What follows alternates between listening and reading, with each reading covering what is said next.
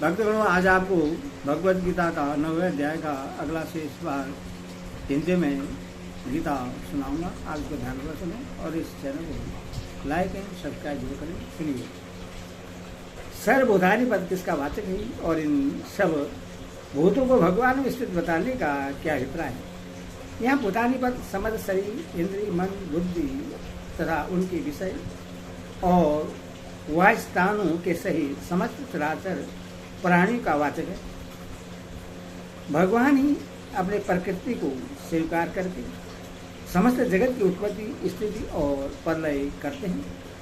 उन्होंने ही इस समस्त जगत को अपने किसी अंश में धारण कर रखा है और एकमात्र वही सबके गति, भर्ता, निवास, आश्रय, प्रभव, प्रलय, स्थान और निधान है। इस प्रकार सबकी स्थिति भगवान के अधीन है। इसीलिए सब भूतों को भगवान में स्थित बतलाया गया है। यदि यह सारा जगत भगवान से परिपूर्ण है, तब फिर मैं उन सब भूतों में स्थित नहीं हूं। इस कथन का क्या अभिप्राय है। बादलों में आकाश की भांति समस्त जगत के अंदर अणु अणु में व्याप्त होने पर भी भगवान सबसे सर्वदा अतीत और संबंध रहित है। समस्त जगत का नाश होने पर भी, बादलों के नाश होने पर आकाश की भांति भगवान ज्यों के त्यों रहते हैं। जगत के नाश से भगवान का नाश नहीं होता तथा जिस जगह इस जगत की गंध भी नहीं है, वहां भी भगवान अपनी महिमा में स्थित हैं। यही भाव दिखलाने के लिए भगवान ने यह बात कही है कि वास्तव में मैं उन भूतों में स्थित नहीं हूँ, अर्थात मैं अपने आप में ही नित्य स्थित हूँ। मैं उन भूतों में स्थित नहीं हूँ। भगवान की इस कथन का यदि निम्नलिखित भाव मान लिया जाए तो क्या आपत्ति है।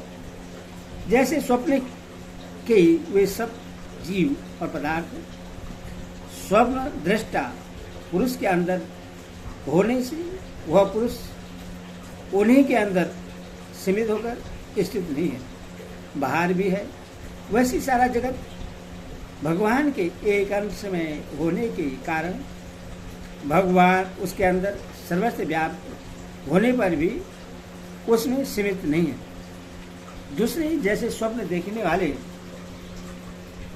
पुरुष को स्वप्न के सपदार्थ स्वप्न अवस्था में प्रत्यक्ष दिखने पर भी स्वप्न की क्रिया से और पदार्थों से वस्तु तो उसका कुछ भी संबंध नहीं है। वह स्वप्न की दृष्टि से सर्वदा अतीत और संबंध रहित है। वह स्वप्न से पहले भी था, स्वप्न काल में भी है और स्वप्न का नाश हो जाने के बाद भी रहेगा। वैसे भगवान सर्वदा रहते हैं। संपूर्ण जगत का नाश होने पर भी उनका नाश नहीं होता, बल्कि जहाँ जगत की गंध भी नहीं है, वहाँ भी भगवान तो अपनी महिमा में अवस्थित है ही। इस प्रकार उससे सर्वदा अतीत और निर्लेप होने से वे उसमें स्थित नहीं है। तीसरे, जैसे स्वप्न के सब पदार्थ वस्तु तो स्वप्न दृष्टा पुरुष से अभिन्न और उसके स्वरूप होने के कारण वह उसके अंदर नहीं है, बल्कि वह ही वह है। उसी प्रकार समस्त जगत भी भगवान से अभिन्न उनका स्वरूप ही होने के कारण वे उसके अंदर स्थित नहीं है, बल्कि वे ही वे है। इस तरह जगत के आधार एवं उससे अतीत होने से और जगत उनका स्वरूप ही होने से वे जगत में स्थित नहीं है। इसीलिए भगवान ने यहाँ यह भाव दिखलाया है कि मैं जगत के अणु अणु में व्याप्त होने पर भी वस्तु तो उनमें नहीं हूँ, वरन अपनी ही महिमा में अटल स्थित हूँ। कोई आपत्ति नहीं। अभेद ज्ञान की दृष्टि से यह भाव भी बहुत ठीक है, परंतु यहाँ उसका प्रसंग नहीं है। विश्वभूत मुझ में स्थित नहीं है, किंतु मेरी ईश्वरी योग शक्ति को देख कि भूतों का धारण पोषण करने वाला और भूतों को उत्पन्न करने वाला भी मेरा आत्मा वास्तव में भूतों में स्थित नहीं है। पूर्व श्लोक में सब भूतों को भगवान ने अपने में स्थित बतलाया और इस श्लोक में कहते हैं कि वे सब भूत मुझ में स्थित नहीं है। इस विरुद्ध युक्ति का यहाँ क्या अभिप्राय है? यहाँ इस विरुद्ध युक्ति का प्रयोग करके और साथ ही अर्जुन को अपनी ईश्वरी योग शक्ति देखने के लिए कहकर भगवान ने यह भाव दिखलाया है कि अर्जुन, तुम मेरी असाधारण योग शक्ति को देखो।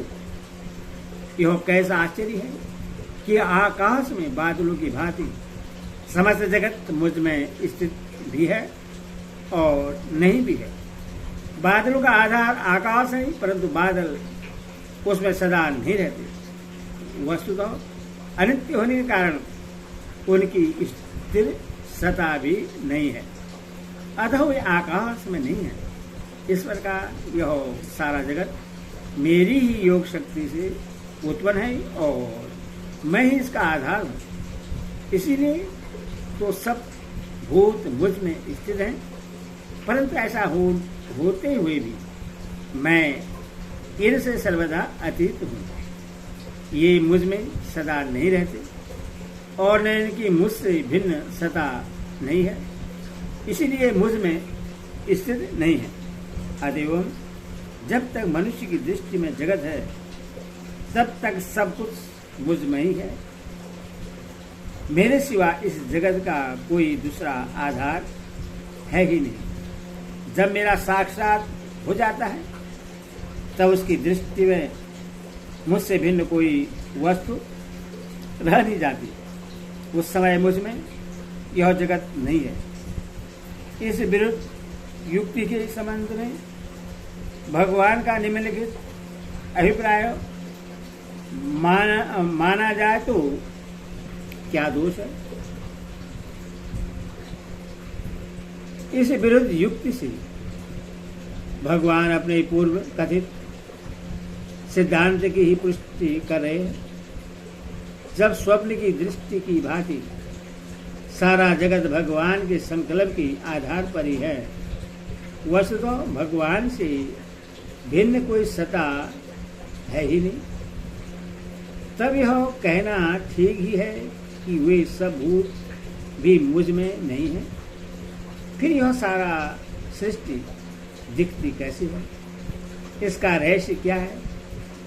इस शंका के निवारणार्थ भगवान कहते हैं, हे अर्जुन, यह मेरी असाधारण योग शक्ति का चमत्कार है। देखो कैसा आश्चर्य है।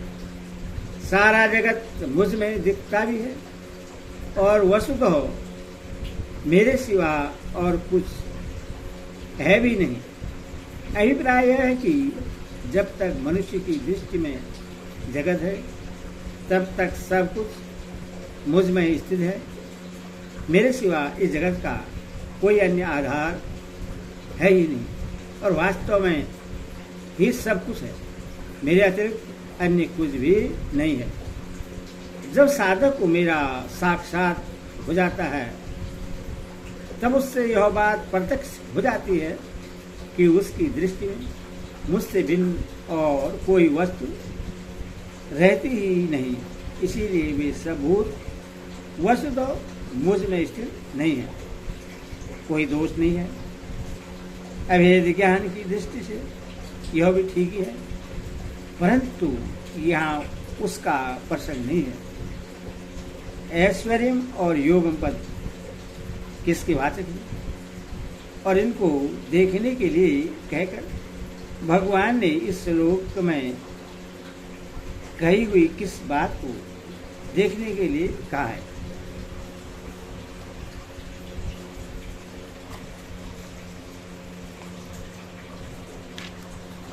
सबके उत्पादक और सबके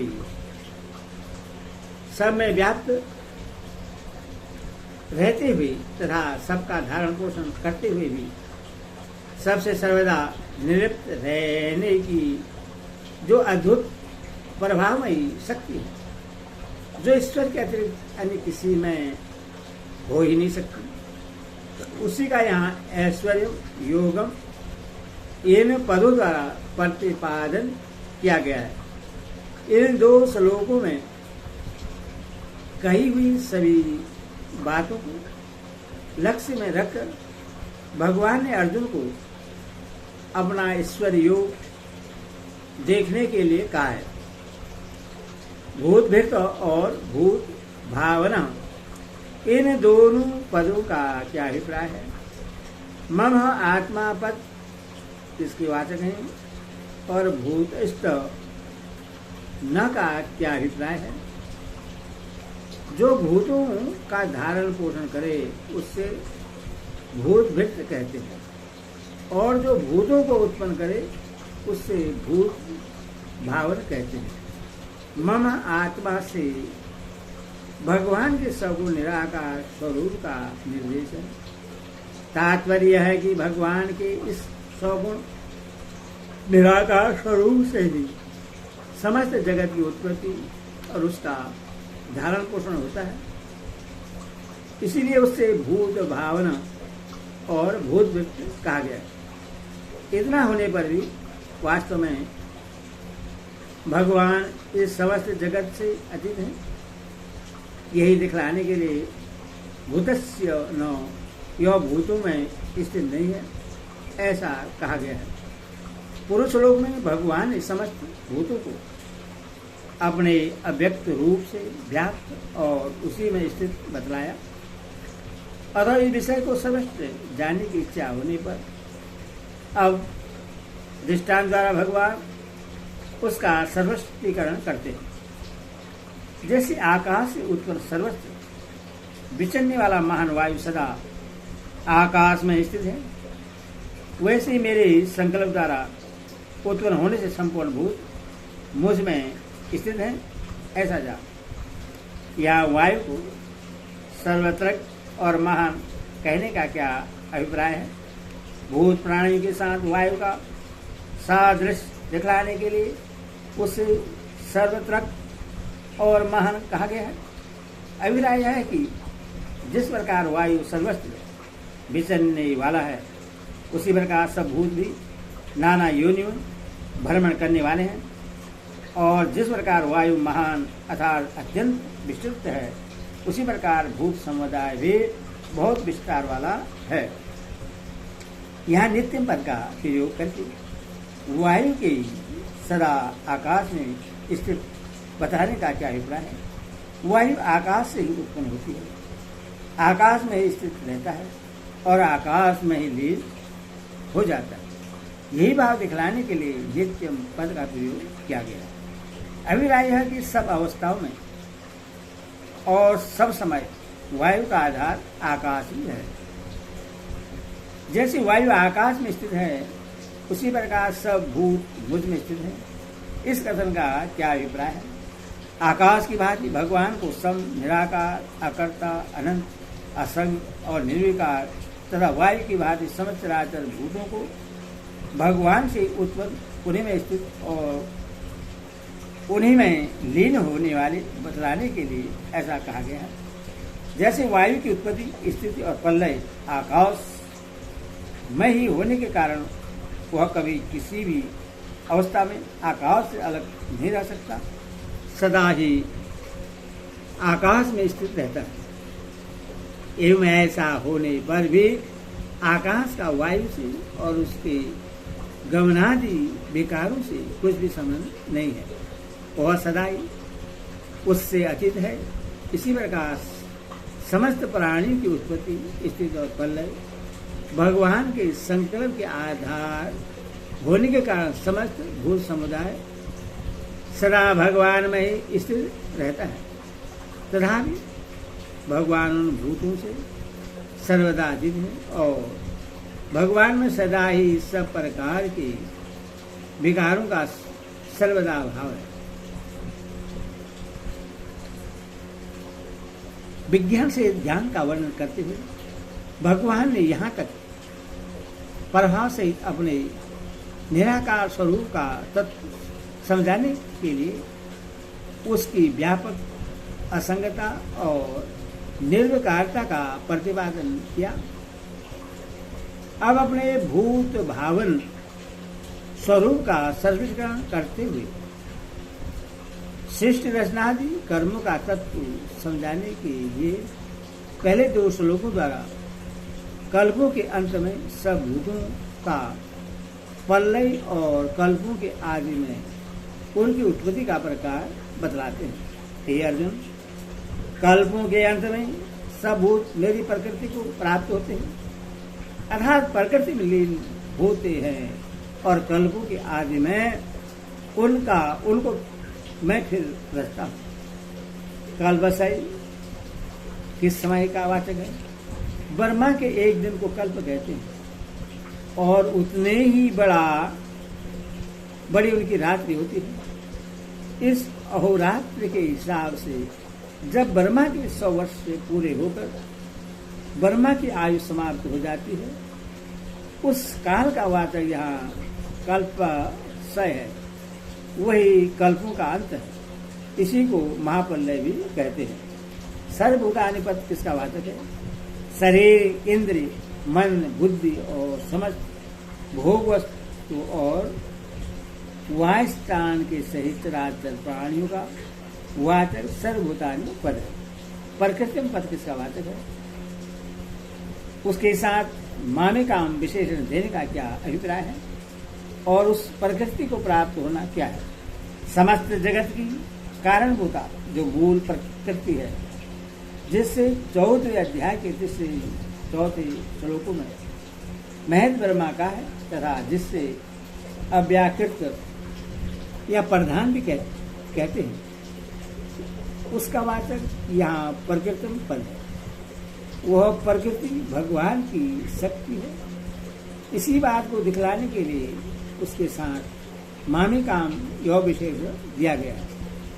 कल्पों के अंत में समस्त शरीर, इंद्रिय, मन, बुद्धि, भोग सामग्री और लोगों के सहित समस्त प्राणियों का प्रकृति में लय हो जाता है, अर्थात उनके गुण कर्मों के संस्कार समुदाय रूप कारण शरीर से उनका मूल प्रकृति में विलीन हो जाना ही सब भूतों का प्रकृति को प्राप्त होना है। 8वें अध्याय के 18वें और 19वें श्लोक में जिस अव्यक्त से सब भूतों की उत्पत्ति बतलाई गई है और जिसमें सबका लय होना बतलाया गया है, उस अव्यक्त में और इस प्रकृति में क्या भेद है, तथा वहाँ के लय में और यहाँ के लय में क्या अंतर है। वहाँ अव्यक्त शब्द प्रकृति की निराकार सूक्ष्म स्वरूप का वाचक है, मूल प्रकृति का नहीं। उसमें समस्त भूत अपने सूक्ष्म शरीर के सहित लीन होते हैं, और इसी में कारण शरीर के सही लीन होते हैं। उसमें ब्रह्मा लीन नहीं होते, वो सोते हैं, और इसमें स्वयं ब्रह्मा भी लीन हो जाते हैं। इस प्रकार वहाँ के प्रलय में और यहाँ के महाप्रलय में बहुत अंतर है। हरि ओम तत्सत।